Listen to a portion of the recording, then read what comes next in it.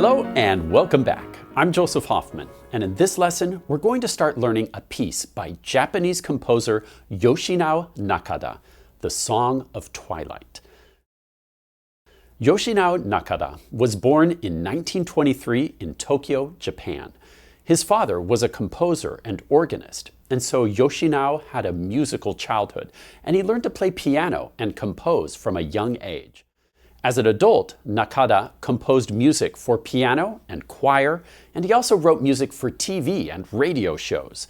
One of his greatest gifts was his ability to create beautiful, lyrical melodies, which you'll hear for yourself in the Song of Twilight. Let's have a listen.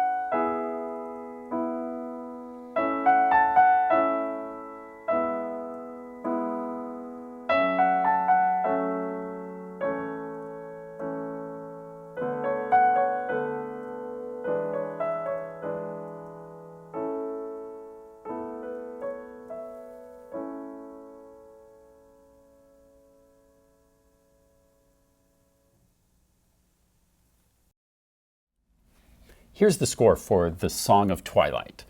By now, you know that I like to check 4 things before I learn a new piece. Number 1, tempo indication. Number 2, the clefs. Number 3, the key. And number 4, our time signature. So let's go through that checklist now. What's our tempo indication? Mr. Nakada tells us this piece will be played quietly. And he even gives us an exact metronome speed. Some composers like to be very specific and say, hey, if you want to set your metronome to somewhere between 54 or 60 beats per minute, that's the speed of your quarter note. That can be very useful. Number 2, we'll check out our clefs. What's interesting this time, you probably noticed, we have 2 treble staffs. So both the right hand and the left hand are going to be up in the higher part of the piano. Now let's figure out what key we're in. How many sharps do you see in the key signature? There are 3 sharps here. Now from our ladder of fifths, we know that will put us in the key of A major or F sharp minor. So how do we tell? Well, it's usually best to look at the first chord or note of the song and the last chord. So what do we have here at the beginning? In the left hand we have, remember, we're in treble staff, so we have an A and a C sharp, and in the right hand we have this E. An A major triad. That's a big clue that we're probably in the key of A major, but just to be sure, let's also look at the last chord of the song. Now we're in bass staff, and notice we have this A, C sharp, E triad with a C sharp in the right hand. Another A major triad. At the beginning and end, that tells us we're definitely going to be in the key of A major. Finally, the last thing to check is our time signature. Have we seen this before? If you see a C in the place where we would normally see a time signature, that is a symbol that stands for common time. It's an abbreviation that some composers like to do because 4/4 time is the most common. Sometimes we'll just use a C as a shorthand, quick way to write 4/4. Stands for common time. And it just means that we'll be in 4/4 time signature. Now that we've gone through our checklist, We're ready to start learning it. Now, I've noticed that we've got a lot of 16th note rhythms. So let's actually come to the heartbeat mat because I'd like to teach you a new, more advanced way of counting 16th notes today.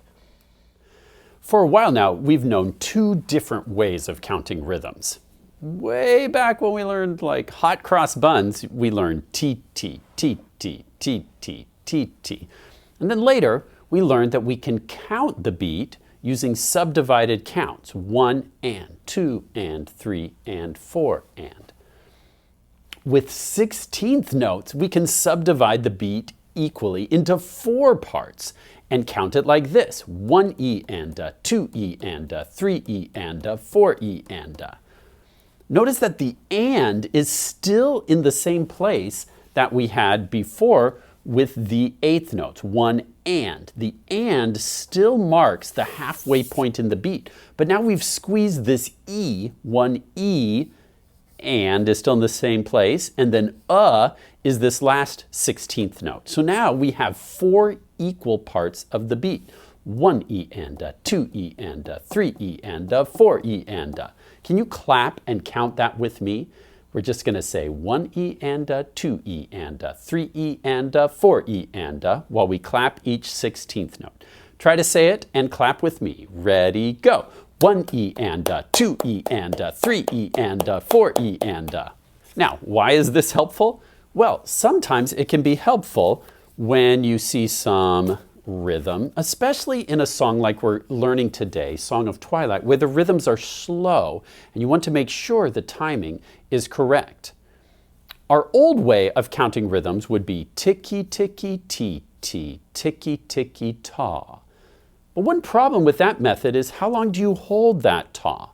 If you count the subdivided beats, it tells you exactly how long to hold it. Listen.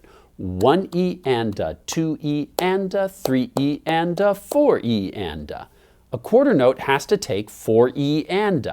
You're counting all little parts of that beat so you know exactly how long to hold it. Try it with me. Let's clap this rhythm while we count the subdivided beat. And now our subdivisions are 16th notes. Ready, go. 1E and, 2E and, 3E and, 4E and. Let's practice that one more time. Remember, on this one, it's going to be 2E and. The 8th note still comes on the and, just like before. 2E. This first 8th note gets 2E. The second half of the 8th note gets and. Let's try it again. Go. 1E and, 2E and, 3E and, 4E and. What about a rhythm like this? Well, this 8th note gets 1E, and then these two 16th notes get and. 1E and, 2E and, 3E and, 4E and. Let's try clapping and counting this one. Try it with me, go. 1E and, 2E and, 3E and, 4E and. What if we saw something like this? Now the 16th notes are at the beginning, so it's 1E and, 2E and, 1E and, 2E and, 3E and, 4E and. Clap it and count with me, go. 1E and, 2E and, 3E and, 4E and. And what about our old friend team key, team key? Now with this advanced way of counting, we can know exactly how long to hold this dotted 8th note. Remember, an 8th note gets 2 16th notes, so a dotted 8th note gets 3 16th notes of value, 1E and this comes on the 1E and 2E and 3E and 4E and. So now we can be much more precise about exactly where to put that 16th note.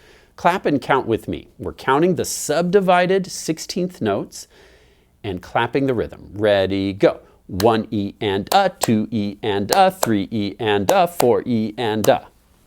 And that's the beauty of counting the subdivided 16th note beat. We can be very accurate with these more advanced rhythms.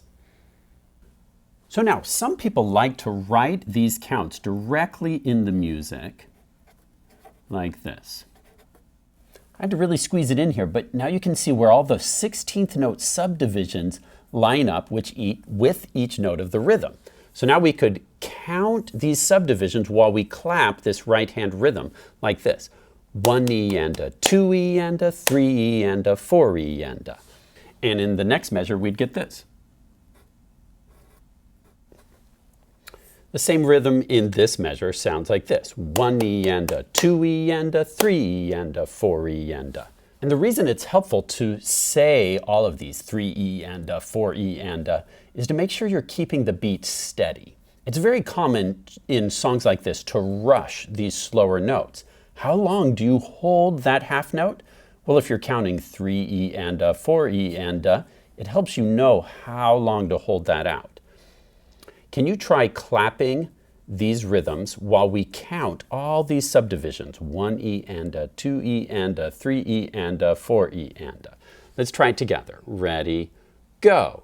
1 E and a, 2 E and a, 3 E and a, 4 E and a, 1 E and a, 2 E and a, 3 E and a, 4 E and a. Good. Now, I challenge you to pause the video and figure out how you would clap and count this measure. You can write in the counts, or if you want to just imagine them. Eventually, we want to get to the point that you can just imagine all of these counts with the notes. So pause to try this measure on your own, then press play and we'll try it together.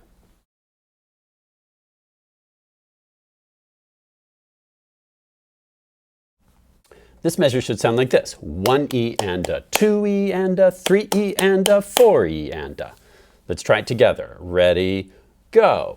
1 E and a, 2 E and a, 3 E and a, 4 E and a.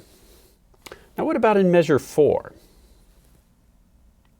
This is a measure where doing these counts could be very helpful.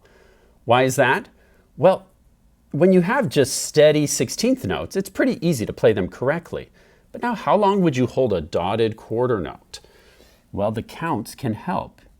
You know that 1 E and a is equal to beat 1. But a dotted quarter note gets 1 and a half beats. So we need half of beat 2, which is 2 E, and then this 8th note would come on the and a. Remember, beat 2, the 2 E is the first half of the beat, the and a is the second half of the beat. So that lands on the second half of beat 2, and then this is 3 beats, 3 E and a, 4 E and a. And this time, I'm not going to write in the E and a. I want you to just remember that it's there, and we'll still say it. But this rhythm would now sound like this. 1 E and a, 2 E and a, 3 E and a, 4 E and a. Remembering to place that flagged 8th note right on the and of beat 2. Let's try it together. Ready, go. 1 E and a, 2 E and a, 3 E and a, 4 E and a. Now, let's try the whole thing together. We're going to clap and count all of these subdivisions. Say these subdivisions out loud while you're clapping the rhythm of the right-hand part. Let's try it together. Ready, go. 1 E and a, 2 E and a, 3 E and a, 4 E and a, 1 E and a, 2 E and a, 3 E and a, 4 E and a, 1 E and a, 2 E and a, 3 E and a, 4 E and a, 1 E and a, 2 E and a, 3 E and a, 4 E and a. Great. If you need more practice with that, feel free to press pause, work on these rhythms. I really want you to master this new way of counting subdivided 16th notes. It will be a great tool for you as you get to pieces that have more advanced rhythms like this. One last thing I'd like to do to prepare to play this is to find where the sharps are. Because we're in the key of A major,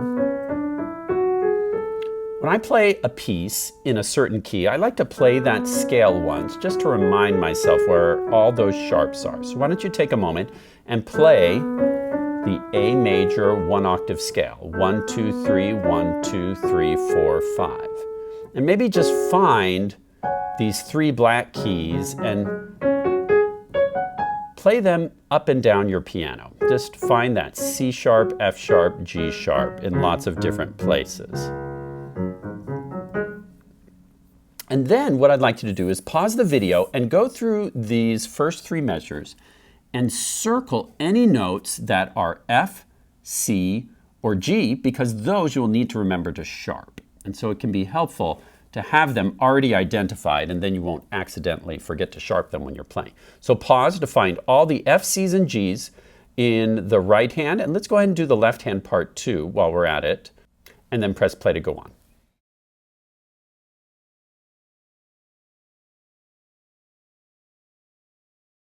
Here are all the notes that are sharped in the right hand and left hand parts for this first line. If this is helpful to you, you can also do this in the rest of the piece later. Now, my challenge for you next is to pause the video and see how much you can learn on your own of this right hand part. Maybe try and learn the first 4 measures. More and more, I'd like you to be independent and learn the notes on your own, and then press play when you're ready to check it out with me.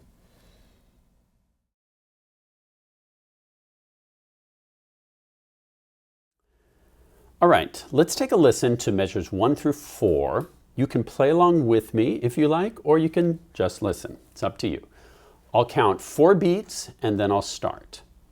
1E and a 2E and a 3E and a 4E and a 1E and a 2E and a 3E and a 4E and a 1E and a 2E and a 3E and a 4E and 1E and a 2E and a 3E and a 4E and a 1E and a 2E and a 3E and a 4E and a... All right. Now, if you need more practice on that, press pause to make sure your playing matches that as far as notes and rhythms go. Otherwise, let's keep going. Hopefully you noticed the few places that the finger numbers tell you you need to make a little hand shift. Here in measure 4, 1 and 2, or 1E and a 2E and a, you've got to reach up that 6 to the F sharp, and then you've got a couple of options here. You can use fingers 4 and 1 on this 6th, or if that's too big of a stretch, you can shift down and use 1 and 5. Okay, whatever's most comfortable for you there. Now, let's keep going. Starting in measure 5, what do we have? 1E and a 2E and a 3E and a 4E and 1E and a 2E and a 3 and a 4.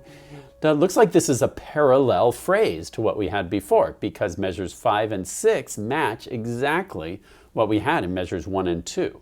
But now we have a slight change here in measure 7, so it's not an exact repetition. We have this time, notice how it's almost the same as what we had in measure 3, but this time we go all the way up to that F sharp, and then it switches slightly to have the top note be an E this time, and then we finish off the phrase with 3 A's. So let's hear it one more time from measure 7. 1E and a 2E and a 3E and a 4E and a 1E and a 2E and a 3E and a 4E and a... And that's the end of our A section. So let's stop right there. You'll notice we've come into the first ending, which we'll talk a little bit more about next time. But for today, just know that we'll go into the first ending and we'll end our A section right there at the end of measure 8. So now I'd like you to press pause and work all the way back to measure 1 through measure 8, which is our entire A section, and count the beat out loud as you play. 1E and a 2E and a 3E and a 4E and a... And that will help you make sure that each rhythm is correct and that your timing is spot on. So pause to work on measures 1 through 8, right hand alone, then press play to go on.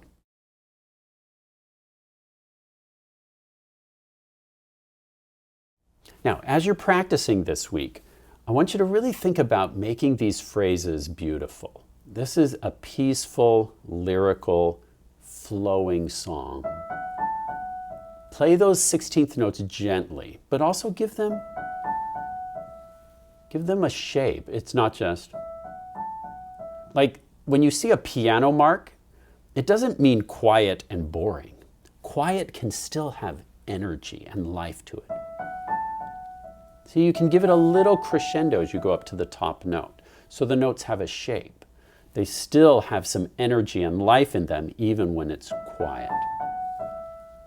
3E and a 4E and a. Hear the energy I'm putting into it, and then a little decrescendo here as you go down to that C sharp. So you can give a little crescendo on each one of those as they go to the top note, And then here, very beautiful and peaceful. So this week, work on making these phrases really beautiful. Work on counting out loud as you play to make sure your timing is correct. And then in our next lesson, we'll be ready to add the left-hand part. Great work today, learning the right-hand part for the A section of the Song of Twilight by Yoshinao Nakada.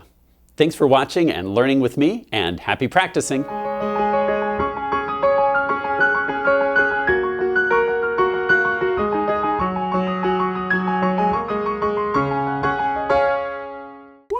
And 2 and 3 and 4 and 1 and 2 and 3 and 4 and chip chip squawk, chip chip squawk, chip chip squawk, chip chip squawk. 1 and 2 and 3 and 4 and 1 and 2 and 3 and 4 and 1 squeak, 2 squeak, 3.